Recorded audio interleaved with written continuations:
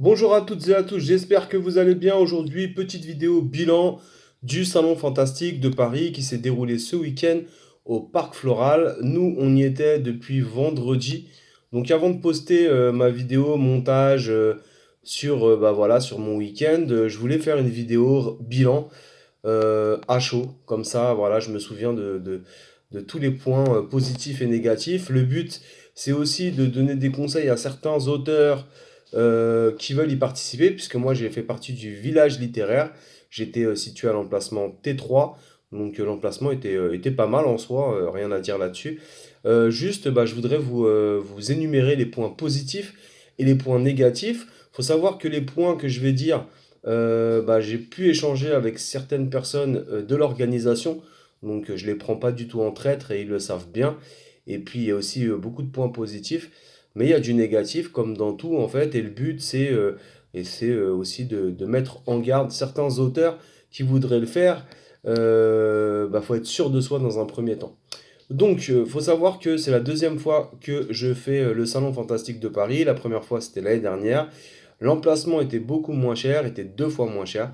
Il était à 200 euros et du coup, c'était beaucoup plus facile de rentabiliser en fait le prix de l'emplacement.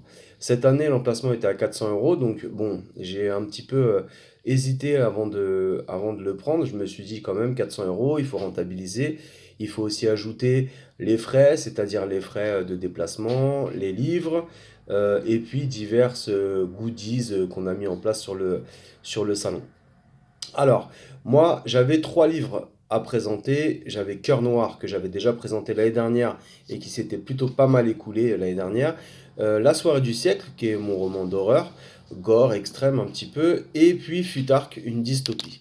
Faut savoir que déjà, dans un premier temps, j'ai vendu plus de romans La soirée du siècle cette année. Donc, en tout, j'ai vendu 19 exemplaires cette année. Et j'ai vendu aussi des petites poupées vaudou. C'était un petit concept. En fait, c'est ce qui a plu au public, c'était plus ça. Maintenant, en termes de rentabilité sur le salon et sur les 3 jours, je vous cache pas que quand on est auteur auto-édité, c'est assez frustrant puisque il n'y a pas énormément de monde qui va passer. Alors, il y a du monde qui passe. Évidemment, il y a beaucoup de passages, ça c'est réel.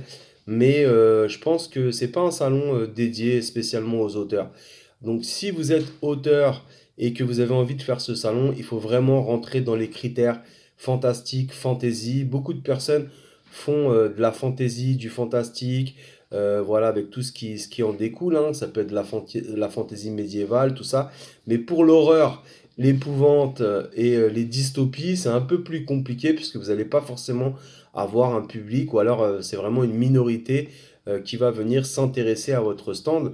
Voilà, donc au cas où vous venez de loin, si vous avez des frais, c'est-à-dire des frais de trajet, plus vous avez un hôtel, plus vous avez ou alors un Airbnb ou une location, plus voilà vos 3 jours, votre présence, plus la location du stand, ça risque de poser problème pour certains auteurs et je trouve ça super dommage que cette année en fait les prix aient autant augmenté. Alors comme je vous l'ai dit au tout début de la vidéo, pour avoir échangé avec des organisateurs, faut savoir que l'association qui organise ne fait pas de bénéfices sur le salon, et ce qui est bien dommage et ce qui est bien triste réellement. Mais après aussi avoir échangé avec d'autres personnes, d'autres exposants, cette année était particulièrement difficile. Donc peut-être revoir aussi les dates, c'est-à-dire là c'est tombé pendant le week-end de Pâques, en pleine vacances scolaires, donc forcément ça a handicapé un petit peu le salon en termes de visiteurs.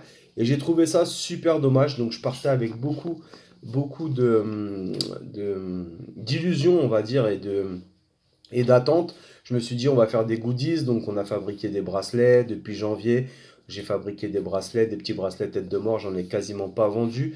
Euh, les gens ne s'intéressaient pas forcément. Donc après, comme je disais aussi, moi je suis dans une niche qui est particulière, c'est-à-dire que c'est vraiment de l'épouvante, de l'horreur, donc c'est pas spécialement mon public.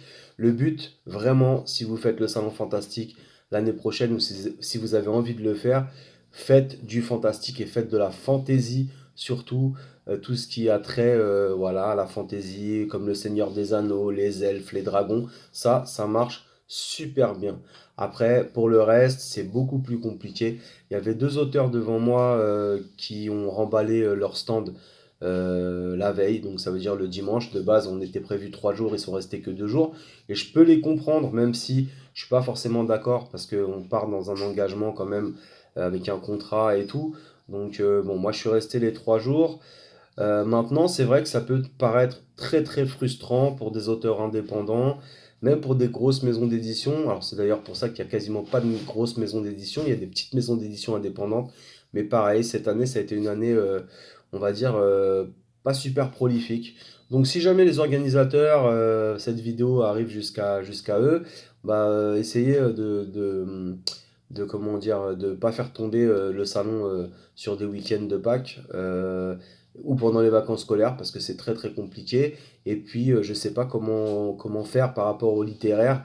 Ça reste un domaine qui est particulier. Les gens viennent plus s'amuser, voir du cosplay, tout ça, ce que je peux comprendre.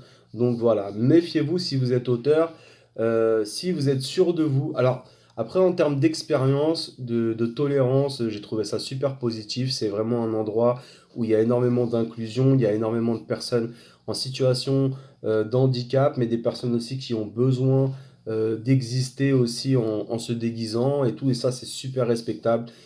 Personne ne va vous juger parce que vous êtes habillé ou pas habillé des fois, hein. Il y a beaucoup de personnes voilà, qui sont en costume, beaucoup de personnes qui aiment ce qu'ils font et franchement gros respect à eux. Donc si vous êtes un passionné, si vous aimez vous déguiser, si vous en avez marre des jugements des autres, c'est vraiment un endroit top.